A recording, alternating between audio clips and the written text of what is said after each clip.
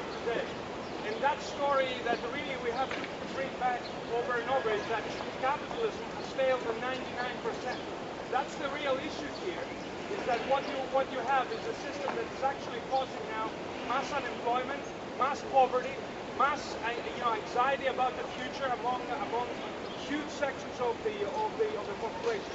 And I think that what you have also is that really what you have is a demand from the banks on Wall Street internationally to make the working people and young people and pensioners pay for a party that they were not invited to. That is what is really going on. And I think that's something we have to shut from the rooftops in terms of what is really taking place. Hear about the bailouts today in Greece, and the bailout. It's really, in reality, it's a bailout for the banks and a bailout for the privateers who continue to. None of that money is really going to help the people of Greece. And as a result of that, you have now in Spain, in Portugal, in Italy, in Greece, in a whole series of European countries, the beginnings of what was called by a great philosopher said that when it started, when he was writing about a ghost is threatening the European ruling class. And that is that the working people of Greece and Europe are once again beginning to rise up to challenge the system of oppression and the system of But I think what it highlights also from New York to Athens, the need for international solidarity of working people and the demand for a democratic socialist alternative to this system that exists at the present time. And we need here, as well as internationally, to become a movement once again that speaks for the 99%, a movement that provides an alternative to the dictatorship of the banks on Wall Street. Thanks to a quirk of the Greek constitution that allows a minority government to take power and to have its way. Economic policy is no longer coming out of Greece. It is coming out of the dictates of the European Union and the so-called Troika of the European Central Bank, the European Union, and the IMF. Whatever the Troika says goes, and that's why Greece has forced this austerity against what the majority wills, against millions of people protesting in the streets.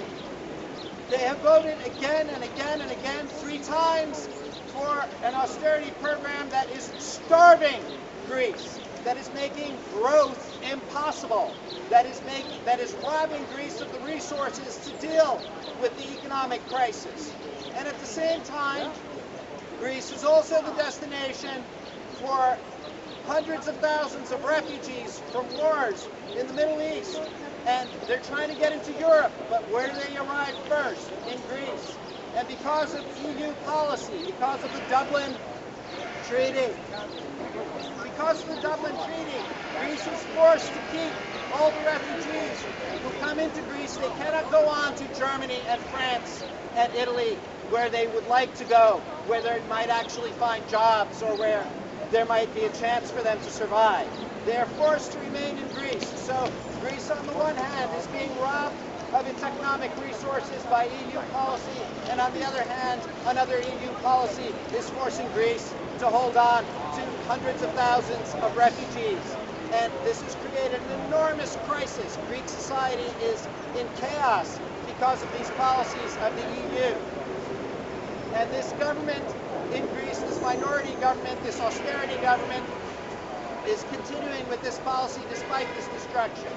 And they've found a new device, which is to use the rise of a neo-fascist party, Golden Dawn, to their advantage. I want you to know that Golden Dawn would not have the power that it has today, such as it is, they're a 7% party, without the help of the Greek police, because they commit violence on the street. They are videotaped committing violence. They commit violence in television studios, and they are not prosecuted. They are not arrested. They have protection from the Greek police. The Greek police has also been caught torturing prisoners, protesters, and this is a disaster that you, the members of the press, need to cover.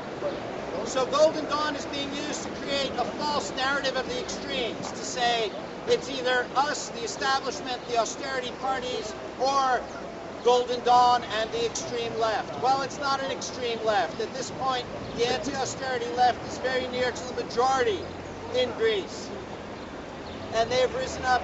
The Syriza party, for example, was getting 3 and 4%, and in the recent election got 26% because of their strong stand against austerity. And this is very likely the next government of Greece. So Golden Dawn is being used as a wedge by the establishment parties. And they are a real crisis. We have to watch out for this, because as fascism grows in Greece, it will also grow in the rest of Europe. This is an international problem. Whew. Anybody want to say anything?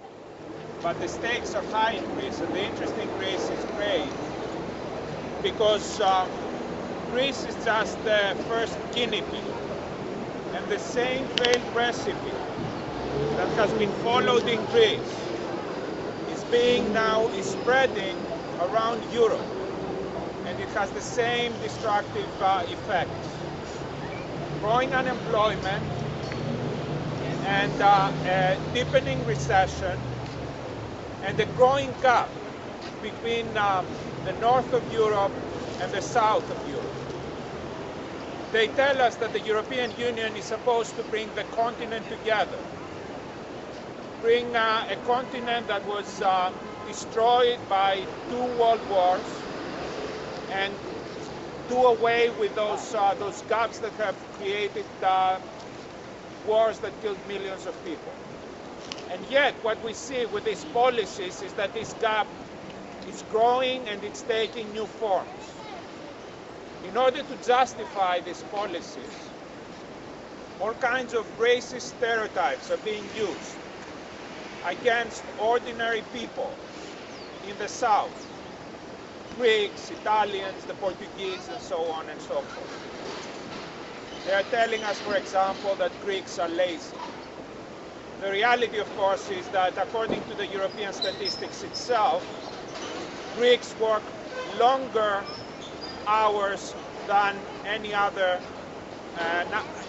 country, than the citizens of any other country. Certainly much more than Germans or the Dutch and so on and so forth. So when you have policies like this that basically benefit a few, in this case the capitalist elites, the financial sector, at the expense of everybody else, they use all kinds of ideologies that obfuscate things, that try to turn things upside down, blame ordinary people for the problems that are caused by others.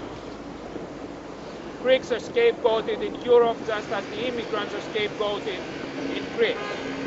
And there is an infinite divide and rule process that is allowing those who are most responsible for the crisis to pay the least for it.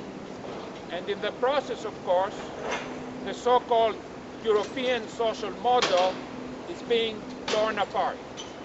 Europeans used to be proud about the fact that supposedly they had found a way to make capitalism human.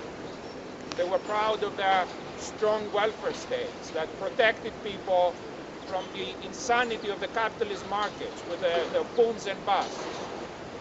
What we see now as a result of this crisis is that these welfare states are being destroyed. So in Greece, if you are long-term unemployed, you don't have access to health care. People who have cancer, they cannot go to hospitals.